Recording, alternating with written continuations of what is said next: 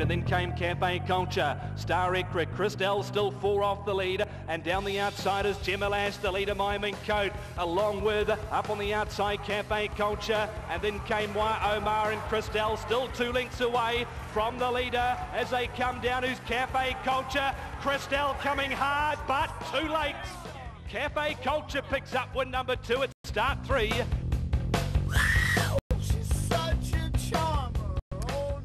Look, he might be all right, this fella. He's a 5-year-old son of City Habit. He had his first run from memory just before Christmas. He's trained by Margaret Larson, ridden by Hayden Tinsley. He's had 3 starts now for 2 wins. And Butch actually did it really good on when was it, Thursday? Yeah, he's all right for sure. He's a lovely, big, strong horse with a good action. And yeah, that won't be his last win, Cafe Culture.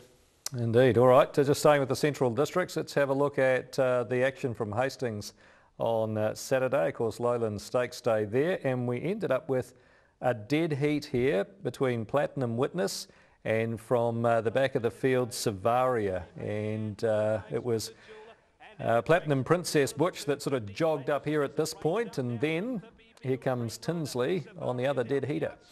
Yeah, in the run about there, or even just a bit before, you wanted all you could get on Platinum Witness, and then Savaria kept calming, and on the line, you thought she had the momentum up, but Judge couldn't split them, Twig. No, Platinum Witness, obviously the class filly of the field, but she might struggle to get an Oaks trip, whereas the second horse looks like it'll be right up her alley. Very progressive type, and she'll be one of my favourites for the Oaks for sure. Yeah, look, she's going to love the 2,400 metres. I know Royden's had an enormous opinion of this filly ever since she went to the races. He came up to try and bid on the and buy the half sister that I think you boys put through the ready-to-run sale. David Ellis Tiakau managed to purchase her, and look, she's a good buy now, isn't she? She certainly is, and yeah, she'll be half sister to a stakes winner now, and a favourite probably for the Oaks. Should have held on to it. I think you got good money for her. We'll check in with Stephen, check that Oaks market in a moment. Your filly though, Dream Run, your thoughts? No, she is good. She led them up, and she's a horse that needs to race on speed, but no, I was really happy with her. I think heading to the Oaks, if we could get a bit of cover and race handy, should be, you know, thereabouts. Pippi Beale, Butch? Yeah, she's still pretty new, isn't she? You know, when Platinum Witness came across to go past her, she sort of spooked a little bit, and she was still good enough on the line. She's learning all the time. I know she's one held in high regard as well. Whether the Oaks comes up a smidgen too quick for her, I'm not sure. She could be one that maybe aimed at an Oaks a little later on across the Tasman, because she looks like she's just still learning the game. Yeah, for sure. Time will be her friend, won't it? Yep. All right, we've got obviously one of the Oaks lead-ups coming up at Ellerslie on Wednesday, but Steve Hunt, as you join us, what did you make of the Lowland? Yeah, it was a good run, wasn't it? Gee, we were hoping for Savaria to get up over the line. It was a 50k swing between her getting up and also Platinum Witness, as it was a dead heat, so we split it there. But as it looks towards an Oaks in just under 2 weeks' time, Savaria now a clear favourite into $4. This final, it does have a bit of a final field look about it. The only dramas that could take place between now and also the Oaks is Savoia on Wednesday, and also possibly Charmont, and also the old Floozy there at 12, 10 and also $5 respectively. So yeah, look, I'm not 100% convinced where Savoia will be in come final field.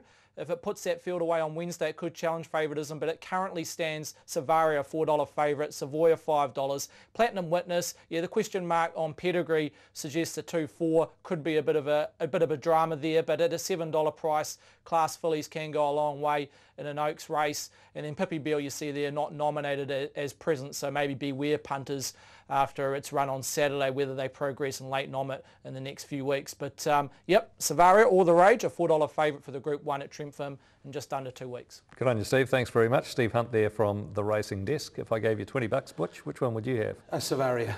Twig? Savoia. Savoia. Okay. Seasoned. Indeed. Good agree. We'll see Savoia, of course, on Wednesday. Okay, let's have a look at a couple of other races from Hastings on Saturday. The 2-year-old first of the day is the next one we're going to have a look at, and Platinum Express. Lisa Latta and Darryl Bradley combining here, and Butch out of the Group 2 Matamata Breeders' Stakes faced a drop back in class and was just a bit too good for them. Yeah, but lickety split, wasn't it? You were pretty happy and on terms with yourself here as It's, what, 3, 4 and 5 in front here, and they backed another one in the race, the first starter, but she just proved too strong in the finish. As you say, back in class, and look, she'd had enough by the finish, but she had it passed it up before then. Race day experience goes a long way, doesn't it? She did a few runs under her belt, and you know, the running rail's a 2-year-old's best friend, and she just rode like a greyhound and got the job done.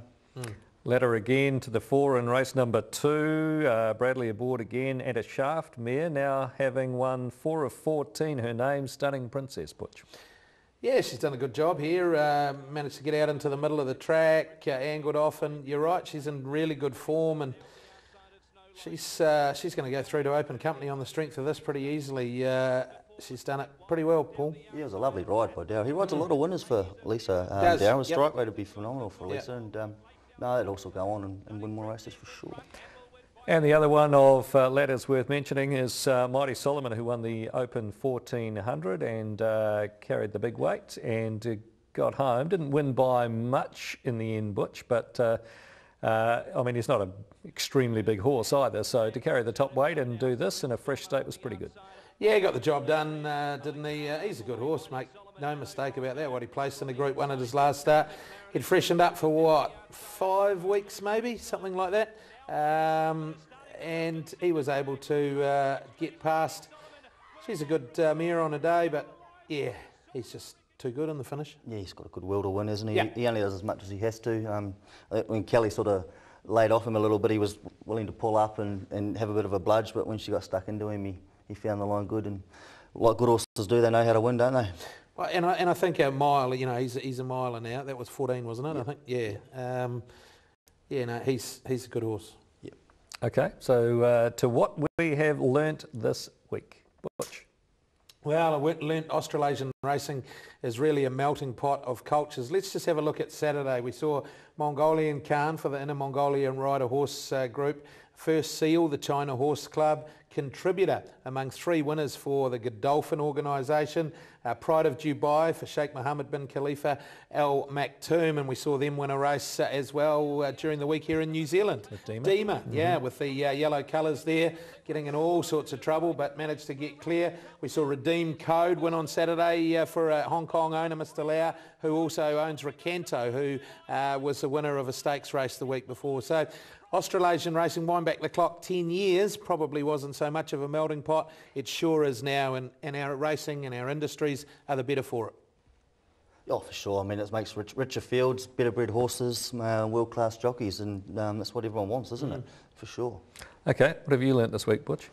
Twig, sorry? Yeah. No, I've learnt, I thought that the New Zealand Sporting Organisation maybe could have got their heads together and for Derby Day and perhaps split the cricket and the Derby up. I know that the Black Caps weren't in great form this time 12 months ago, but it would have been great to see, you know, the Australians are out here for the cricket on the Saturday and then back to Ellerslie for the Derby on Sunday. I just wonder if we could have done it any better. Yeah, look, it's a fair comment. We certainly went through an exercise of looking at all the options. There was a Friday night auction that we looked at. Obviously, Alexandra Park were racing a Friday twilight. Sunday, we had the opportunity, well, we had to race the Derby on a Sunday a few years ago.